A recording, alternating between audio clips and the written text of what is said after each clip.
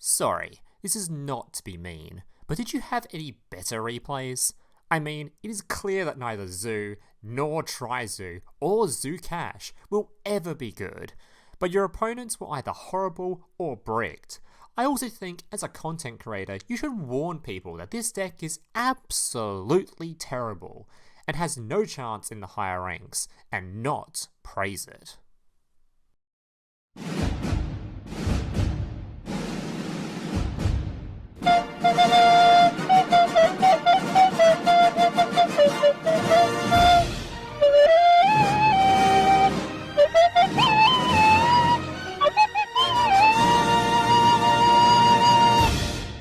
So every now and then I'll get one of these comments of someone just vomiting out their opinion that absolutely nobody asked for, and the first thing they'll go through my mind is, that'll make some good content.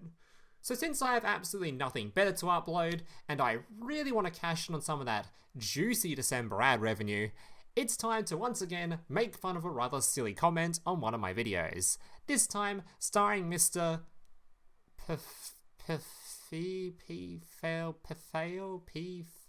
Mr. P-Flinger? Yeah, that'll do. So right off the bat, Mr. P-Flinger here has come up with some absolute slander. Yes, I do lie quite a bit, but only in my titles and thumbnails. Once I've clickbaited you dumbasses into watching my shitty content, then I generally tend to tell the truth. If I think a deck list is absolutely dog shit or just awful, like I did with the Novell video, I'll tell you what exactly I think of the deck list. If I think a deck list is really goddamn good, generally I'll tell you, this is pretty goddamn good. If it's an already pretty well established decent archetype and there's no real need to say anything because everybody knows it's a decent archetype, then I won't really say anything. And this is actually the case with the Zoo Cash deck. It's an archetype which is already well known and established combination. If you just check any standard deck list site anywhere, you'll see that, well, it does decently well at the higher ranks and even occasionally in tournament play. No, it's not the greatest deck list in the game, it's not even considered a top tier deck list, but to call it absolutely horrible is quite the stretch. Mr. P-Flinger here also stated that the replays I used were against bad players or just bricks. Now I think this guy got a little bit confused, which isn't exactly a surprise, about the difference between someone bricking and someone just getting hit by a fat floodgate, which 3 out of the 4 replays were hit by either a Droll, a Maxi, or a Shifter, because this deck list plays 3 Maxi, 3 Droll, and 2 Shifter. And if you're hit by any of those, it generally causes you to have to play suboptimally, because most of your deck lists in the game can't actually play through any of those floodgates. So when you're hit by them, it causes your combos to look suboptimal, or bad, when the truth is, they just cannot play their combos. Or it causes your opponent to brick, because they can't actually play the game, because they're under a really disgusting floodgate. Like if this guy thought that a Vanquish Soul player opening into Raisin, or a Makanko player opening a Lava Golem into their Ritual Monster, or an Orcus player opening Harp, a Bestial, and a copy of Fenrir were all considered bricks, I would really hate to see this guy's Tinder profile, as this guy clearly has some absurdly high standards. But now I think it's time to stop talking shit and to start walking shit. Basically, I'm going to take this deck list onto the ranks ladder and I'm going to steamroll it and show this guy just how easily this deck list can climb through the ranks. Especially considering I already went on a 9-game win streak earlier, going through Diamond into Master at these high ranks this deck list isn't supposed to be winning games, and obviously climbed fairly quickly. So let's just show this guy how much this deck list can do.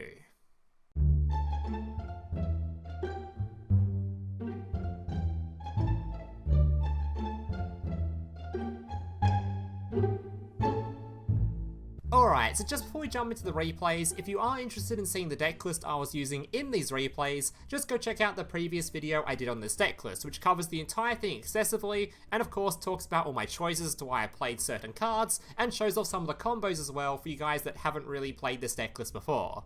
The only thing I've actually changed since that video is I cut one copy of Prod Prosperity for a copy of Harpy's Feather Duster, because the Prod Prosperity lost me like 3 or 4 games just off of banishing too many cards from my extra deck, and I found build, the only times I could really use it were when I was banishing 3 cards. I could never banish the full 6, which just felt absolutely awful, so cut that thing, and now I'm playing Feather Duster instead. Otherwise, it's the exact same deck list, so if you want to check it out, go check out the previous video. Also, if you guys are interested in seeing more content from me in the future, remember to like on this video and consider subscribing to the channel down below. I'm getting pretty goddamn close to 90k right now, so I'd really appreciate the support. Alright, let's jump into these replays. Alright, so first things first, you might have noticed we started at Diamond 5 at the start of the previous video, and now we've ended up at Master 4. So I'm not exactly sure where these high ranks are this guy's referring to. This deck list should be struggling in and just not being able to climb through. Maybe he's referring to like Jesse Cotton in a World's Finals match not playing this deck list or something, but it seems pretty decent to me. But let's check it out. Alright. So going first in this one, and we've opened a pretty decent hand actually. Alright, starting off with some Kashtira stuff.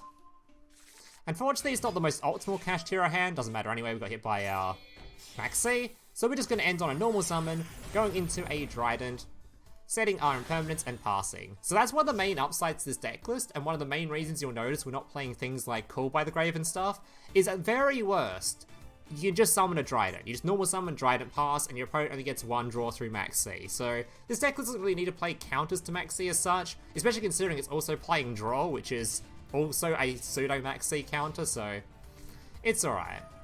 Alright, opponent's going to equip my monster with one of these, which is actually a Raisin Searcher. I've never seen this search before, but it was kind of cool. Alright, now he's going to use the Raisin effect. I'm now going to attempt to destroy the Raisin. This is an attempt to try to get him to swap it over, or see if he has a swap in his hand. Because if he has a swap, he'll swap it over here, and if he tries to, I can impermanent negate the effect, and I'll be quite happy with that. Looks like he doesn't have a swap. And it's also nice to get any of the monsters on his field, because then he can't go into the Link 1. Instead, he's going to Book my Raisin, which is okay, or my Fenrir, which is fine. Searches for a Zhao Long. Alright. Doesn't summon it into this column here to destroy the back row, so I assume he just didn't have the attributes in hand required. Tries to use this, I can now negate it.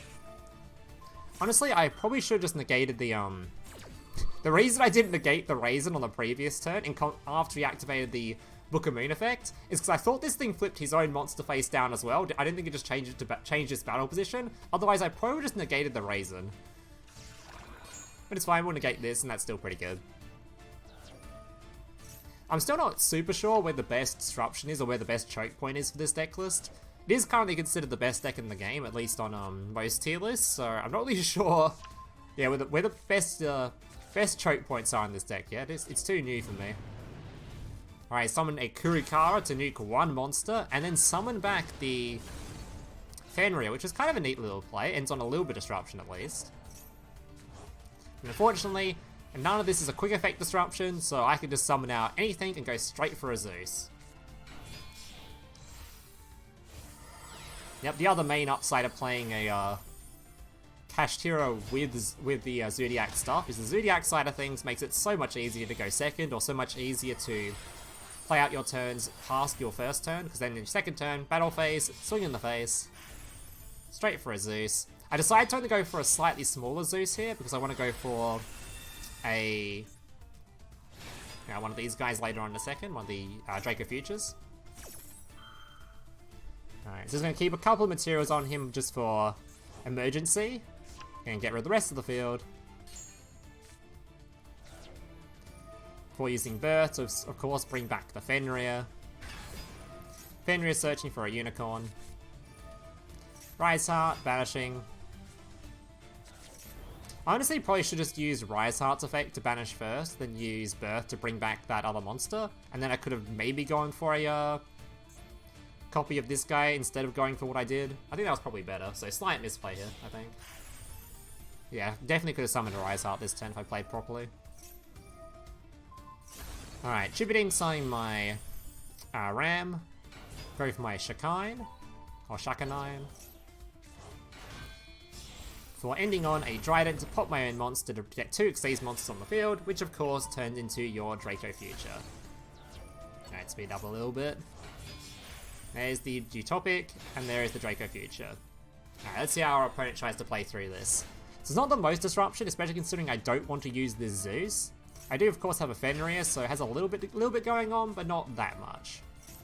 Alright, summons a Panther. I'm going to attempt to banish this. He's going to dodge, which is still fine. Not going to use the negate. Obviously, just saving the negate for the Raisin, because I think the Raisin is the most important card in his deck, so just going to negate the Raisin as soon as he tries to use it. Not sure if that's correct or not. Maybe there was a better play. We're just going to negate this Raisin. He's used his normal. He's used the deck's only special, I think, outside the spell card. So he should be pretty screwed after this. Plus, at very worst, I still had a Zeus, so... Alright. So that is Vanquish Soul down, the best deck in the game. And I don't think that guy was playing necessarily badly. Maybe he could have played a bit more optimally at some other point, but I don't think that was a bad player. Or maybe it was, I don't know. There's probably some Vanquish Soul expert in the comments, they'll tell me he played super sub-poorly. Alright, we've got a Shifter and a Maxi. Starting off with a Search. I think my opponent uses a Dimension Shifter as well. So I played this very badly. If you ever see a Dimension Shifter right now, you should probably assume your opponent's on Kashtira, as that's the person that plays this the most. So I should have assumed this was Kashtira, and not have done a standard Kashtira combo. I do not want to summon this thing against Kashtira, as it basically just means my opponent is going to be able to summon their Rise Hearts with only one material, go into Zeus, and just screw me over. So I should not have summoned this thing. I should have just summoned made a 3-map Rise Heart using the materials instead. There was no need to summon this thing, it was bad. Yeah, this was bad. This thing shouldn't have been on the field. And from here I just make a single... Yeah, single, whatever his name is, Dryden, and pass. Can't use Maxi, by the way, because you can't use it under Shifter, so these hand traps are all completely dead. Yeah, I definitely misplayed this one. Just gonna pop this card so he can't go into his 1-mat, go into his Zeus. Now I've got a potential another banish if he tries to do it again. Unfortunately, he did this, which is very bad for me, because obviously when I banish this thing right now, which is what I did, this thing gets banished and I can add back the Fenrir, so he can basically do the exact same thing again. I'm incredibly screwed now. But thankfully, I think as soon as this thing gets removed, I could max C finally. Yeah, now he gets to add back the card. I've got a Unicorn for the following turn, which is nice. Summons this, we're now going to banish it. He's going to do exactly what we said he did, and he's going to summon a monster, go straight into his dude, Zeus, and my entire field is gone. But at least we have a Unicorn. And we have a Maxi that was now active once he's summoned the Zeus and gone clear my field. So if he tries to go for anything else, at least I'll draw some cards. I don't think I had to, though.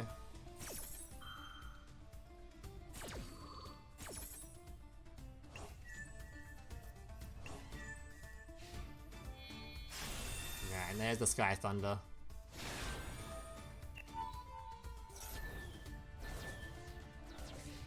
Didn't have to use the Maxi, but at least we have a Unicorn now. And he was only a 1-mat Zeus, so he can't do it again. Shifter going to be drawing some cards. I've also got Desires. There's quite a few cards left in deck. Great draw right there. I love drawing 2 Desires. It's fantastic. Alright, we do like him the Feather Duster though. Get that shit out of here. Solemn Judgment being played apparently. Disgusting. But we've got a pretty decent hand now. We're not under any sort of graveyard effects, so Rapier's effect is active if I want to. I think it was. Alright, swinging in. Making my Hammer Kong. I think I just make a gigantic Zeus here. Not going to use any effects to trigger the Fenrir, which is why we didn't summon the Unicorn. Holy, it's a big boy. Alright, and he's gone. Now we use Maxi. So any specials he does, we're going to draw some cards for it, which is nice. Just not going to let him have any monsters on the field. Still got a Zeus proc, he's only got 1 card left. And that's basically donezo. Alright. Kashtira down. Alright, replay number 3. I have to start speeding some of these replays up. This is going to be a long ass video otherwise. I wanted to make sure I got a good variety of replays, so we couldn't have any doubt of anyone shit talking the deck list any further. But we'll still get some people shit talking in the comments anyway, as you do. Alright. So Cool by the Grave on my shifter, which is fine, because it means, you know what? Now we can max C. It's kind of funny that all 3 of your hand traps in this deck list conflict with each other. Like, you can't use max C under shifter, and we can chain the shifter, then chain max C to it. But you can't generally use the max C when the shifter's live. You can't use draw when shifter's live. No, sorry, yeah, you can't use draw when shifter's live, and you can't use draw when max C's live unless you want to stop drawing cards. It's kind of weird. Anyway. So my opponent's now into max C. I'm now going to negate this because I don't think he's going to play much further into max C anyway, and I just don't want him getting any of those annoying Bystials in hand, especially not that one annoying Bystial which causes problems. So successfully hand trapped this guy. Just needed a couple of shifters, an imperm, and a max C. Yeah, that's the main advantage of opening so many one-card combos. Your opponent is going to get hit by a bunch of hand traps. So one-card combos means you have a billion cards in your deck, or a billion tech slots. I just have so many hand traps in this deck list. Alright, Rapier sending a card to Graveyard. They have, of course, been effect veiled. Which is fine, because we can just make a gigantic Zeus here if we like, and we still have an Ash Blossom as well. Yeah, playing 3 Droll, 2 Shifter, 3 Max C, 3 Ash, 3 Imperm is so many hand traps for a deck list that can set up such an insane field. Or at least such a standard end field. Maybe it's not the most insane end field on the planet, but it's still pretty goddamn strong. Alright. There's the Dryden. Whiptail equipping to the Dryden, and the final 2 cards are now going to a copy of the Topic Future, which is going to end on my negate.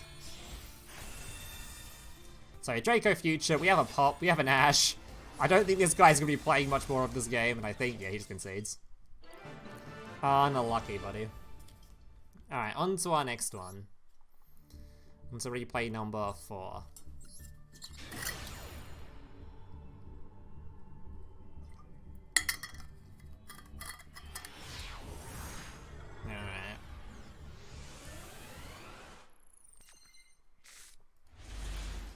Not many Zodiacs in this hand. We have got a bunch of Kashtira stuff.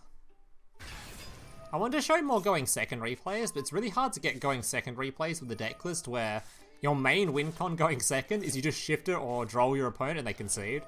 Makes some really boring replays, and that happened a lot. Turns out a lot of people don't like playing under shifter or droll. So if you're wondering why there isn't that many going second replays, it's not because this deck list particularly struggles going second, especially considering at any point you can just go for a full Zoo combo.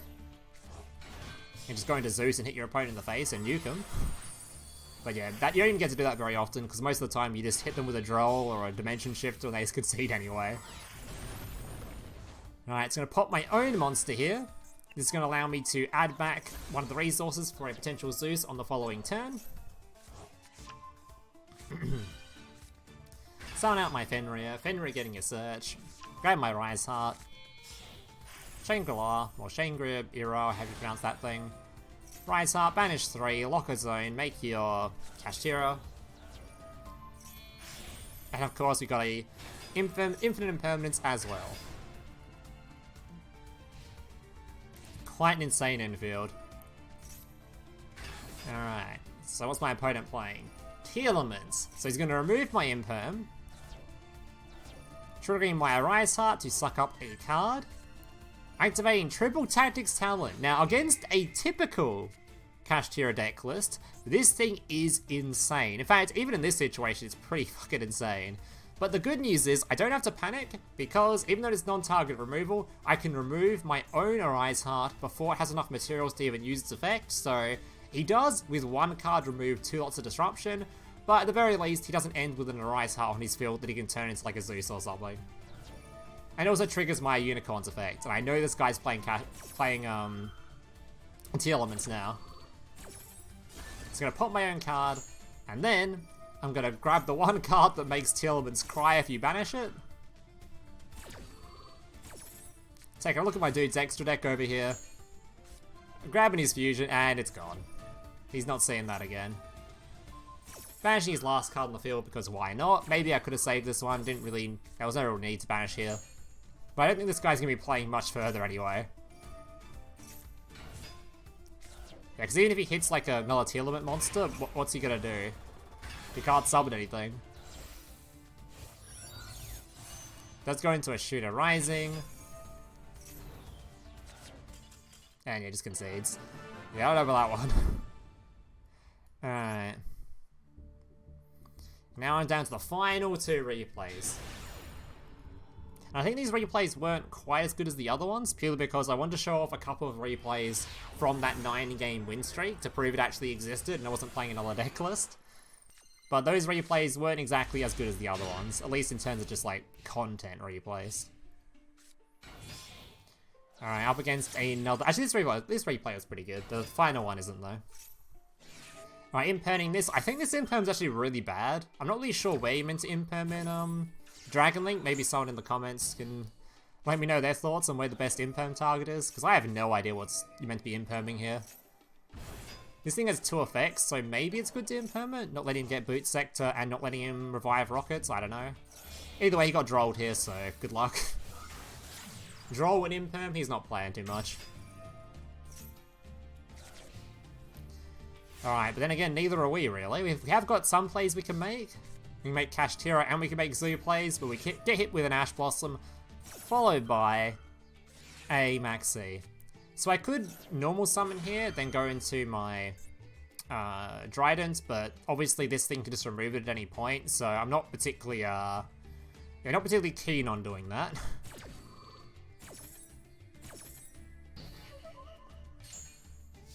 Alright, and we're just going to save the Ash Blossom for basically anything else.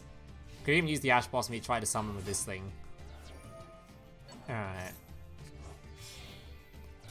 Summons out his Guard Dragon.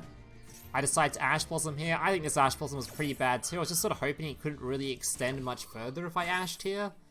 Pretty considering I think you get like... I don't know, it felt like it was a pretty bad Ash though. I probably could have used it somewhere else. Alright. Although I don't think it really did much else the rest of these turn in terms of like Ash targets. Summons the Seal, which doesn't do anything when it's not an extra monster zone. Gets a card out of my hand with a Levianeer. Goes for Libellion. So we're finally ending on a Borrowland Dragon.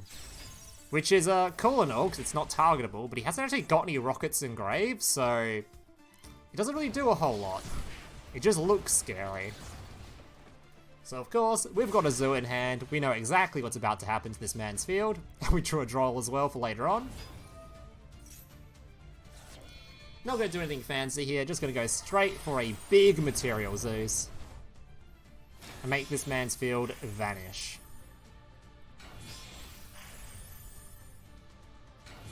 He hasn't even got any Bestials left engraved by the looks of things, which means he can't even use this thing's effect to draw a card. Unlucky. I can't use this thing's effect to add special summon a Bestial. And there it is, the big boy Sky Thunder. And with 2 more procs of Zeus that he has to play through, I think he just gives up, if I remember. Yeah. Alright, on to the final replay, which I do believe isn't as exciting as the other ones. Alright. I noticed another thing that I got in the comment section of the previous videos. A lot of people talking shit about the Zoo stuff, like as if the deck is so solely carried by Kashtira. Like, do they not watch any of these replays and see what's going on here? You know the amount of times you make a 6 Material Zeus as your win con? Or you need to have like that extra little bit of protection from the Zoo stuff to defend your Kashtira stuff? Like, there's just no way. This deck list it's a combination of both archetypes. It's not this isn't just a Kashtira deck list. Alright. So me summoning out a copy of Fenrir. Don't get me wrong, Kashtira is a pretty strong deck type, but The Zoo stuff is definitely putting in work in this deck. It's not a carry performance going on. It's a great combo.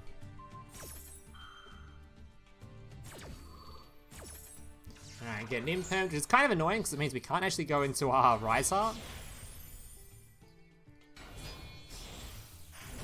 But it's fine, because even though we can't go into a Rise Heart, at least we can summon out a Trident. Maxing our opponent instantly. I think he has Cool Buy though, which is fine because at least our Ash Blossom's defended.